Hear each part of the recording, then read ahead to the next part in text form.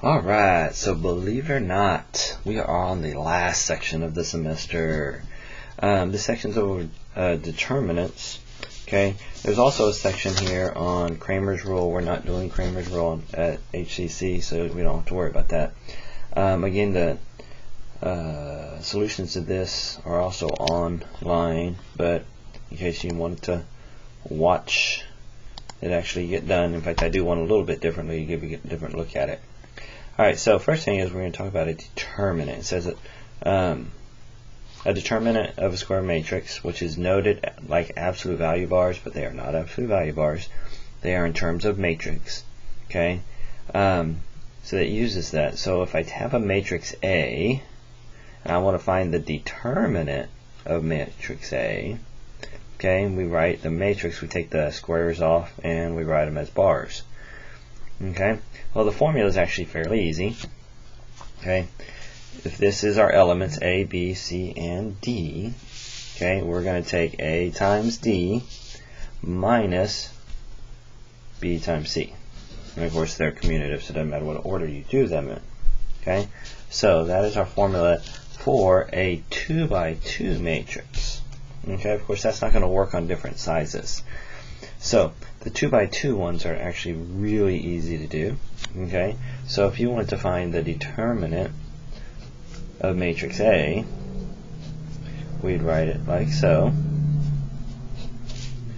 and go ahead and do 12 times 4 minus negative 2 times 3, which would be 48 plus 6 is equal to 54, and that's our determinant. Right? Do the same thing with B. We change it to bars, right? And we'd have 3/8 times 4 minus 6 times a third. Okay, so that's going to be 3/2 minus 2. So that's going to be 3/2 minus 4/2, which is negative 1/2. And there's my determinant for that 2 by 2. So very easy 2 by 2s, really easy to get through them. Okay, so if I want to do bigger matrix, okay, you have to have a little different rule. Okay, and to do that, okay, you have to, one of the ways of using it is by using a minor of a matrix. Okay, and a minor of a matrix, okay, works a couple different ways. Okay, and so what we're going to do is we're going to show you a couple different ways to define a minor.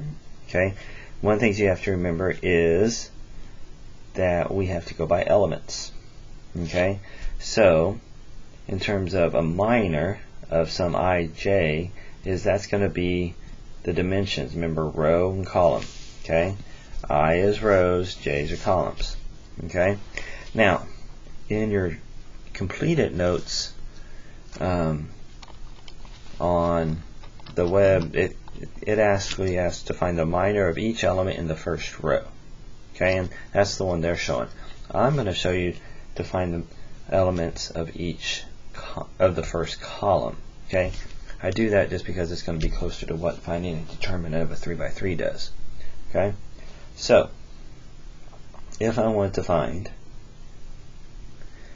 a minor of the first column, okay, I can find the minor of negative 2, which is the minor of 1, 1. Okay, and what we do to find that minor is you're going to take where the location is and you're going to cross out its row and its column, which leaves you with this little 2 by 2. And you're going to find the determinant of that, 8, 2, negative 1, 0. Okay, so that's going to be 8 times 0 minus 2 times a negative 1. That's 0. That's just going to be a 2.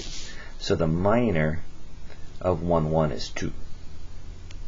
Okay, now what if I want to find the minor of this element, which is at 2, 1? Okay, well, that would cross out the middle row and the first column, which leaves me with, in the order, 4, 3, negative 1, 0, and I find the determinant of that. So that would be 4 times 0 minus 3 times negative 1, which would be 3.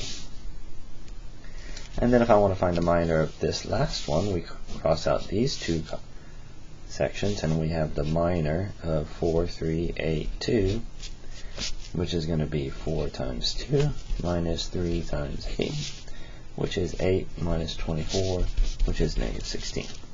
And that's how we find that minors, those different minors. Okay? So, the reason I show it to you that way is because to find the determinant of a 3 by 3 matrix. Okay? So, what you're going to do is, and there's 3 different ways they show you in these notes. I'm going to show you 2. Okay? I just think the third one is, I don't know, to me it's enough different ways to find that determinant. So if I want to find the determinant of a 3 by 3, here's my 3 by 3 determinant. Okay? You're going to take the value of this element times its minor. So its minor would be, cross those out and do these two, this 2 by 2. Then minus, okay, the second number in that column, okay, times its determinant, 2 by 2 left over, or the minor of this one, and then plus the minor of the third, times the value of A.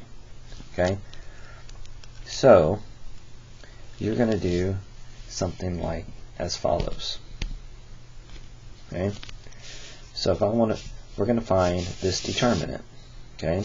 That means we're going to take the value of negative 3 times its minor, which would be these 4 left over.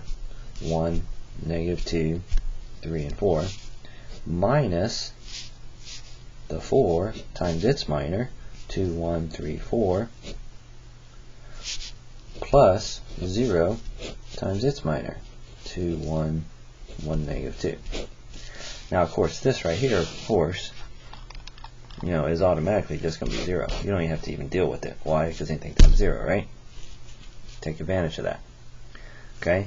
So then we just have to find the rest of this. This is going to be 4 plus 6, so negative 3 times 10, minus 4 times, that's 8 minus 3, which is 5. So that's going to be negative 30 minus 20, which means the determinant of this 3 by 3 is negative 50. Okay? So, I think it's one of the easier ways. There's actually one other easier way that we're going to talk about here in a little bit. Okay? So you can do that with those. Okay?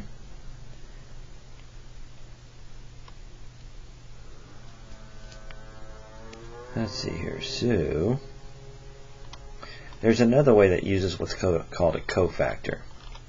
Okay? Now,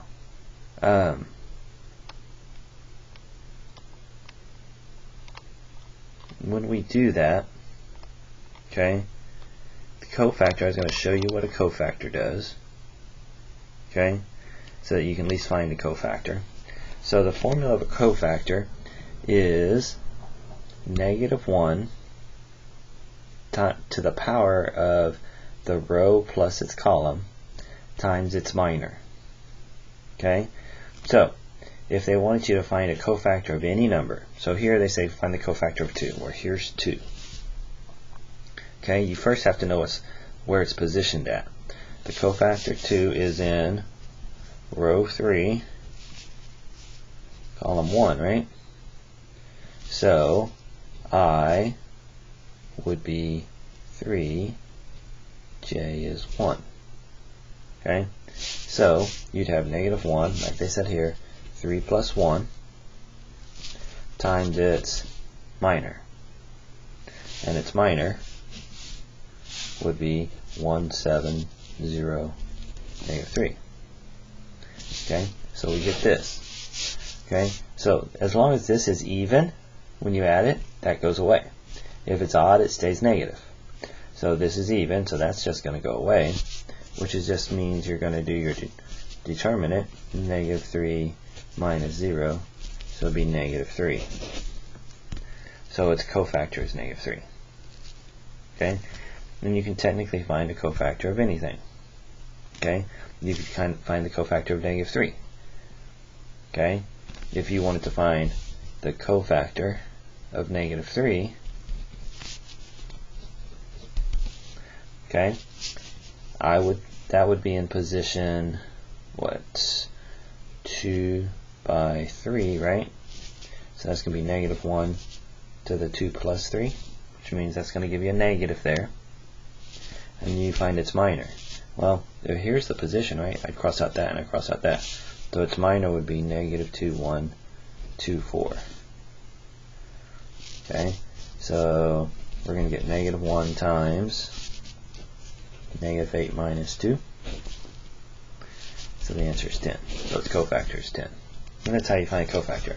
And there's a way of dealing with those. Okay. Now it says evaluate and determine the n by n matrix by expanding cofactors. You would want to choose different values. Okay.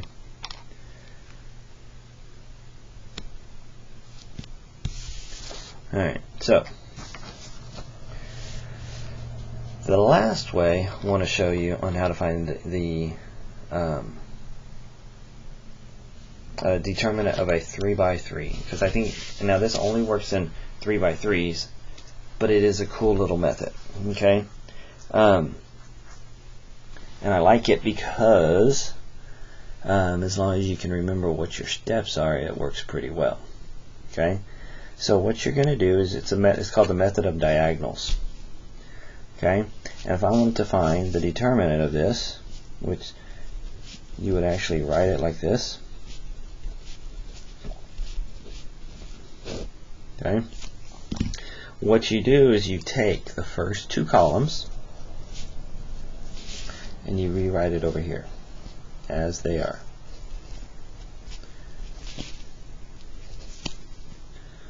Okay, and what you're going to do is you're going to multiply diagonals, and the way we do this is you're going to multiply every diagonal, and we're going to go low to high first. Okay, so you have to do it in this order though. You just have to remember your order. Okay, so we're going to actually go high to low. So we're going to go this way, this row, with this diagonal, this diagonal, this diagonal. And what you're going to take is each of their values and you're going to add them up when you multiply them. So you're going to multiply this diagonal. This is the one we're doing. We're going to multiply that diagonal. Upper left corner. This is where we start. Okay, and that's going to be, that whole thing is 0 plus that's 20 times 12, which is 240, plus 0 times anything is 0. Okay, then you're going to do the next 3 ways you can do zeros or diagonals. You always have to have 3 in the diagonal, and you're going to subtract. Now this one's times 0, so it's minus 0. This one, let's do it this way, minus 0. Okay, multiply, then it's going to be minus, multiply that, that's negative 288, and then minus 0. This is the 0, this is the negative 288, and this is the 0. Okay, so we watch our signs. Remember there's a negative right here, sorry, bled in together. So this is going to be 0 plus 240 plus 0 minus 0 plus 288 minus 0, which is 528, and that would be the determinant of that 3 by 3. Okay, so you do have to remember when you do these diagonals, they are subtracted. Okay, when you do upper left down, these when you multiply them, you add their products. Okay, I think it's faster than finding minors and all that stuff, as long as you remember your order. Okay? And then the last thing they're asking you to know in this unit is the matrix invertible. Okay? So, a matrix, so matrix A is invertible if and only if its determinant is not 0. Okay? So anything else. So all you have to do, if I take this matrix, we're going to change it to finding its determinant. We're going to go negative 40 minus a negative 40, which is 0. So this one is not, okay, it is not invertible.